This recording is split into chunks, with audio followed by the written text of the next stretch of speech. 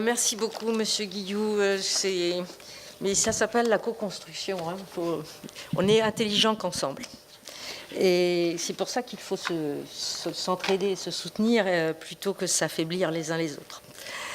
Alors, moi j'ai un petit mot à vous dire pour introduire cette journée avant que Aram Kassian ne l'ouvre vraiment. Vous dire bienvenue aux 20 ans des Regards croisés de la Pléiade avec ce thème de la séparation. Je voudrais d'abord remercier mes complices depuis de nombreuses années, si ce n'est 20 ans, à commencer par Nicolas Beaujard, à qui j'avais demandé d'être pas loin. Nicolas, s'il vous plaît, vous voulez bien vous mettre debout? Je veux bien qu'on l'applaudisse. Parce qu'à chaque fois, chaque année, c'est en fin de journée, et puis aujourd'hui c'est particulier.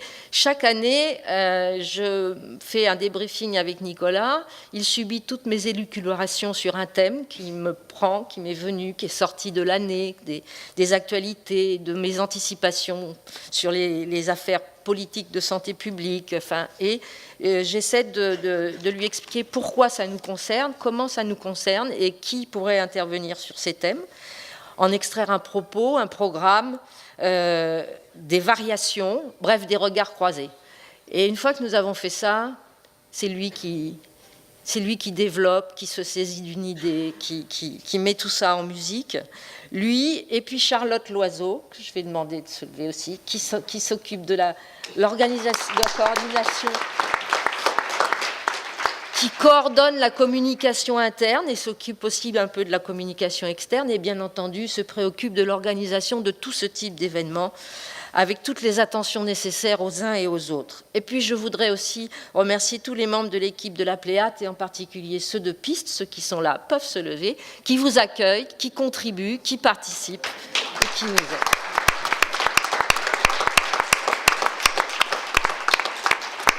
Voilà. Et enfin, tous ceux qui ne sont pas forcément là, qui sont intervenus pendant ces journées, sur un thème ou sur un autre, ces journées regards croisés ou d'autres temps forts de l'association, je pense à d'anciens comme Gilles ou à des toujours présents comme Laetitia, à Pascal qui n'est pas là aujourd'hui, à d'autres encore, à Hervé Belleville qui doit être... Enfin bref, toute l'équipe de la Pléiade a contribuer à la création et au développement de ces journées tout au long des années, tous, que ce soit dans les appartements de coordination thérapeutique, dans le CARUD, dans le XAPA ou dans notre service de prévention. C'est un grand plaisir annuel pour moi et je l'espère pour vous aussi. Merci vraiment à eux et bravo. Pour cet anniversaire, oui, Shirley, applaudissez-le. Shirley, c'est notre lanceur d'alerte quand on a oublié de faire quelque chose qu'il fallait faire. Merci Shirley. Vous êtes précieuse. Alors, pour cet anniversaire, j'ai sollicité tous mes amis de la Fédération Addiction qui sont venus au moins une fois contribuer au succès de ces journées ou intervenant dans des moments forts organisés par la Pléiade. Pendant ces 20 cuvées, si je peux me permettre, tous n'ont pas pu se rendre disponibles aujourd'hui, mais tous m'ont chargé de vous exprimer leurs regrets et vous faire part de leur plaisir à venir vous rencontrer pour partager avec vous théorie et pratique à propos de la jeunesse, des conduites addictives, de l'exclusion, des maladies chroniques et des difficultés spécifiques en général.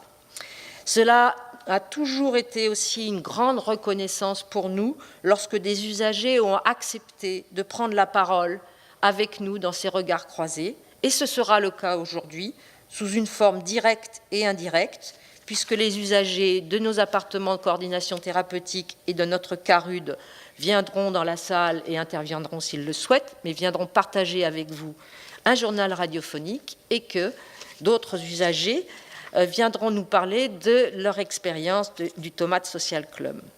Cette édition est un peu particulière pour moi et elle sera, je n'en doute pas, un magnifique cadeau d'anniversaire pour nous tous.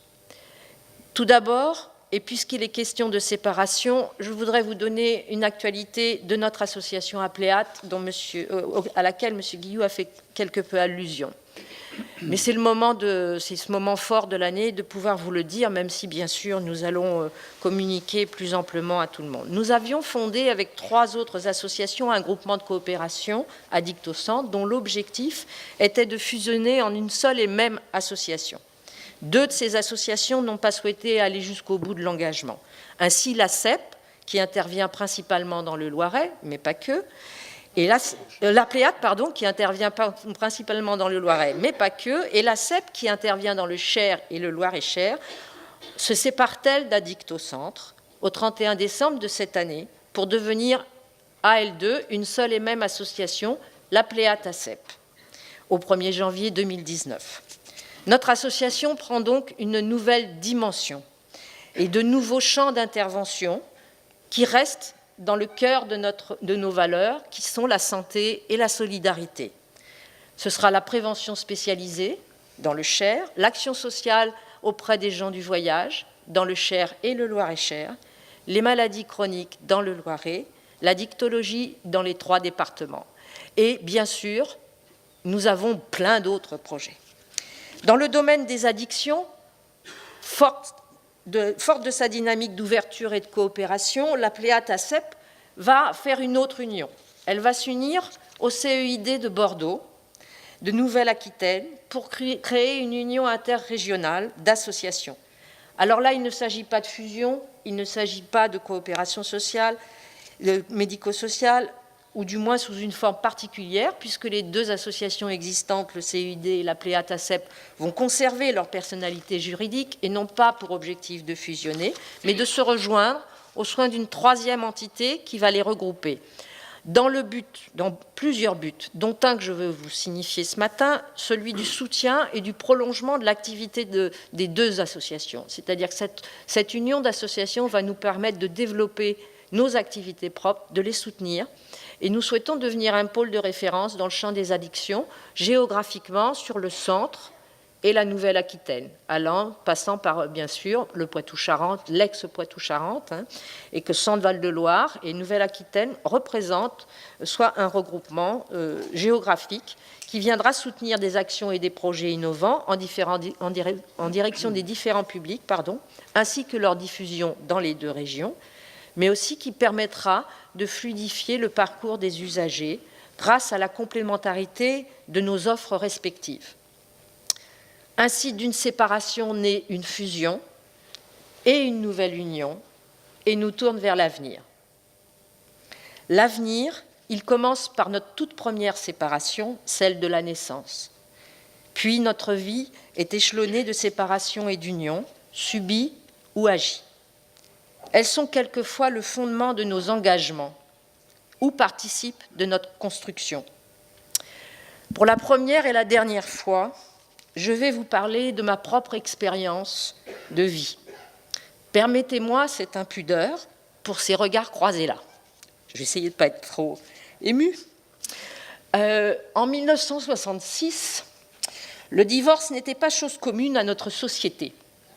La gestion de ces séparations s'accompagnait de lettres d'invective ou de dénigrement de la part des amis ou de la famille afin de donner raison à l'une ou l'autre partie. La violence de la procédure n'avait d'égal que l'injustice de son traitement, considérant le parent riche et de classe sociale envié comme celui le plus à même à bien élever ses enfants, tout comme dans d'autres cas, la mère devait garder les enfants jeunes plutôt qu'un père a priori moins compétent.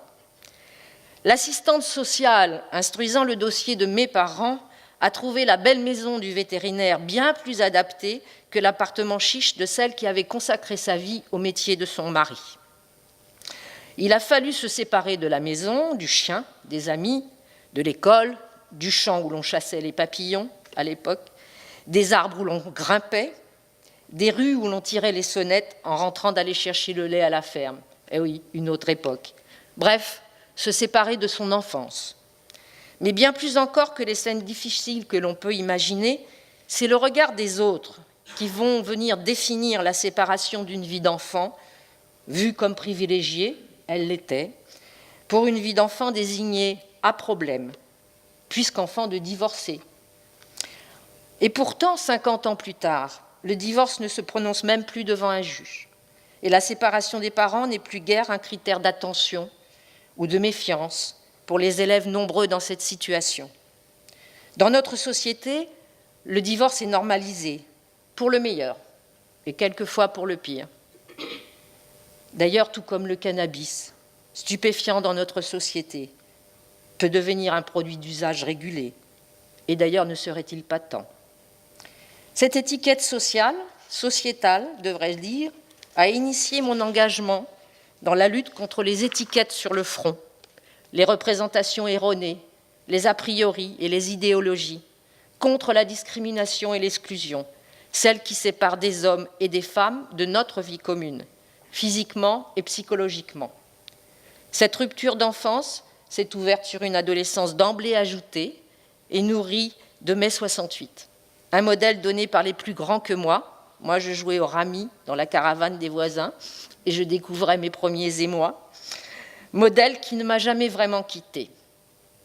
Catherine Delorme commencera notre partage sur avoir 20 ans, 50 ans après 68. Ce qui n'est pas mon cas, hélas, quoique. Cet épisode de ma vie m'a donné un savoir expérientiel, dirait Alain Morel, de la résilience et de l'indéfectible croyance que personne n'est bon ou mauvais, indispensable pour accepter le départ d'un père que l'on aime, que l'équilibre de chacun est toujours dynamique et que tout le monde peut changer de vie pour un meilleur, une autre naissance, un autre épisode.